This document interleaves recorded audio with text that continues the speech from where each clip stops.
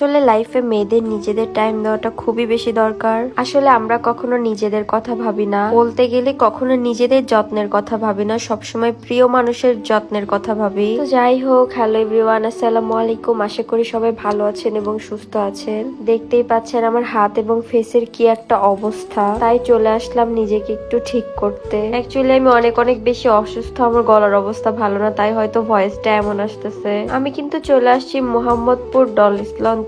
আর মুখে আমার এত পরিমাণ ময়লা ছিল, এগুলো উঠাইতে আমার অনেক অনেক বেশি কষ্ট হচ্ছিল। আমার কাছে এখনই কত ফ্রেশ লাগতেছে নিজেকে। আর সত্যি কথা বলতে এখানকার আপুদের বিহেভিয়ার অনেক অনেক বেশি ভালো। অ্যাকচুয়ালি সত্যি কথা বলতে আমরা যখন একটা পার্লারে রিল্যাক্স হতে যাই, তখন যখন আশেপাশের মানুষ আমাদের দেখে কথা বলে না, তখন বলতে গেলে আমাদের অনেক অনেক বেশি আনকমফোর্টেবল ফিল হয়। বাট এখানকার আপুরা একদমই এরকম না, অনেক অনেক বেশি মিশু। আর ওরা আমাদের সাথে অনেক অনেক বেশি হাসাহাসি করতেছিল। তো সবাই আমাকে আস্ক করতেছে যে আমি হেয়ার কালারটা কই থেকে চেঞ্জ করছি। আমি কিন্তু ডলিস লঞ্চের লিয়াপুর থেকে হেয়ার কালারটা চেঞ্জ করেছি। আর এখানকার কোন সার্ভিসের কথা বলবো আমি নিজেই বুঝতে পারতেছি না, কারণ হেয়ার কালার, পেডিকিওর, ম্যানিকিওর, দেন ফেসিয়াল সবকিছুই আমার অনেক অনেক বেশি ভালো লাগছে। আর আমি কিন্তু সব থেকে ভালো ফেসিয়াল আর পেডিকিওর, ম্যানিকিওরটাই বেছে নিয়েছিলাম। ডলিস লঞ্চে এসে এমন একটা সার্ভিস নিয়েছো যেটা তোমার কাছে ভালো লাগে না, এটা কখনোই তোমরা কখনো বলতে পারবা না। কারণ ভাই আমি নিজে প্রমাণিত, ওনাদের সার্ভিস গুলো আমার এত এত বেশি ভালো লাগছে। আমি তো নেক্সট টাইম থেকে আপুর কাছেই যাব।